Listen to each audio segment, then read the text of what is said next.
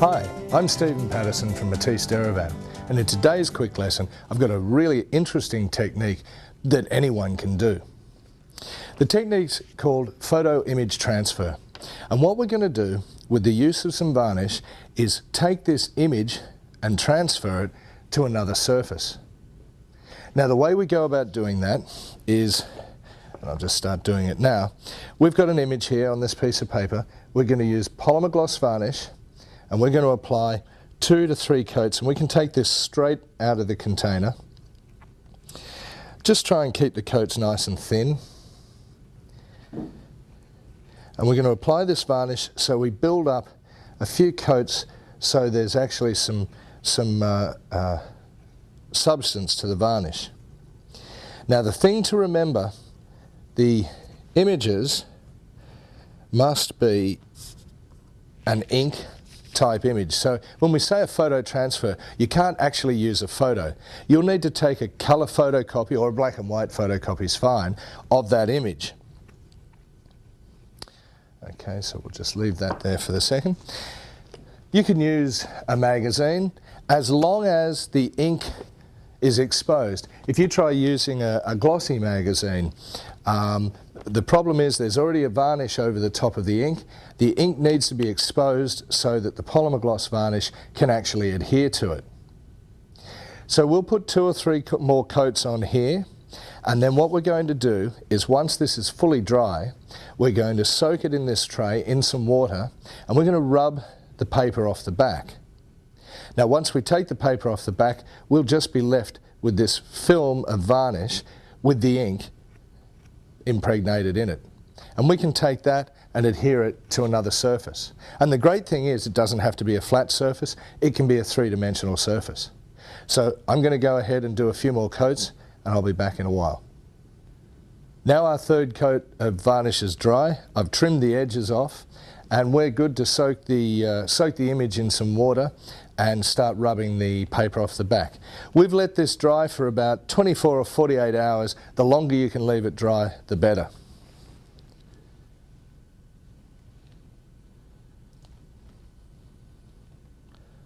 So just any sort of normal water.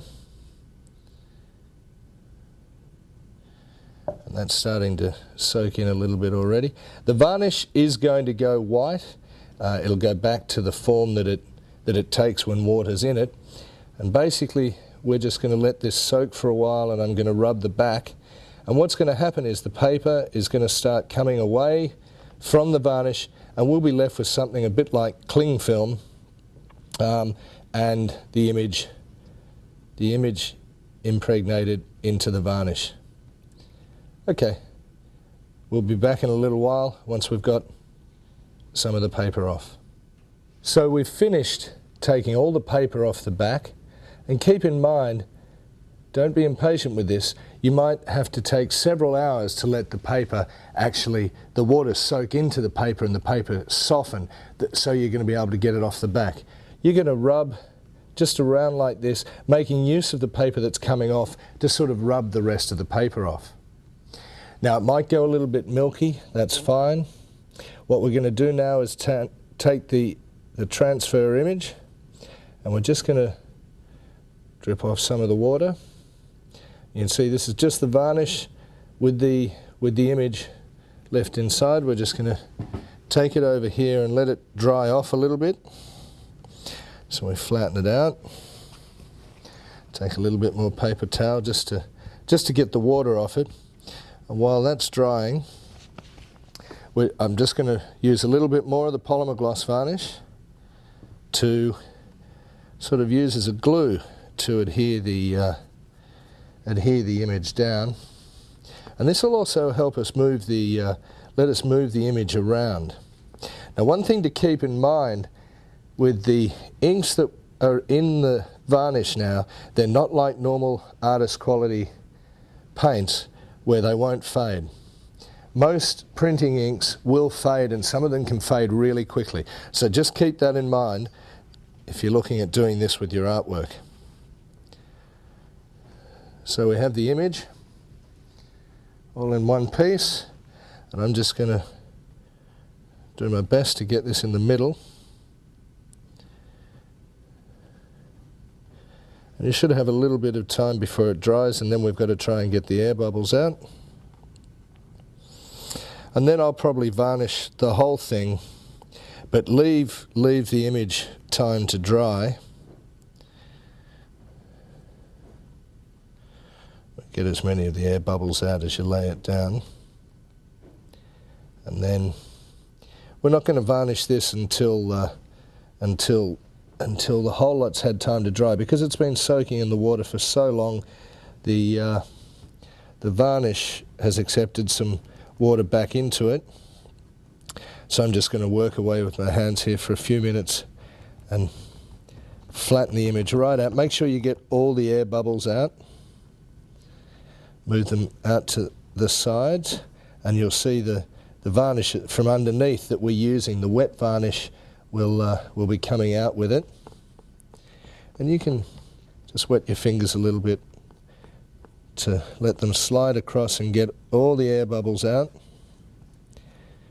And the varnish underneath, as I say, is just allowing this to slide. And as I said before, you can apply this to pretty well any sort of surface.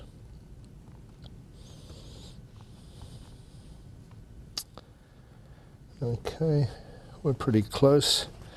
You get something else and just do your best to get all those air bubbles out. Try not to stretch it out of shape too much.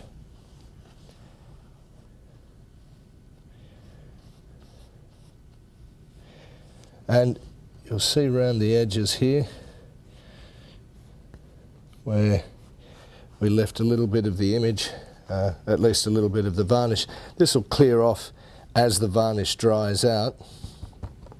And then I'll probably put another coat over the whole lot to even up the sheen level. So now that we've got all the bubbles out, we'll leave our image to dry. You can see it's starting to dry a little bit on the edge, and the gold is starting to come through as the varnish clears. And we'll leave this for about 24-48 hours before we put another coat of varnish over the whole thing, just to hold it all together and to even up the sheen. So this technique can be used obviously with all sorts of different images on many, many different surfaces. As I mentioned before, on three-dimensional surfaces, as you could see, we could wrap the image around and adhere it using the polymer gloss varnish. And indeed, you could even use paint. You put a coat of the polymer gloss varnish down first, then the paint, and another coat of the polymer gloss varnish over the top. You might use something non-porous like glass to paint on, and that'll come off in the water really easily, and you've got an image that you can stick to all sorts of other things. There's plenty of different ideas that you can use this technique with. I'm Steven Patterson. Thank you very much for joining me.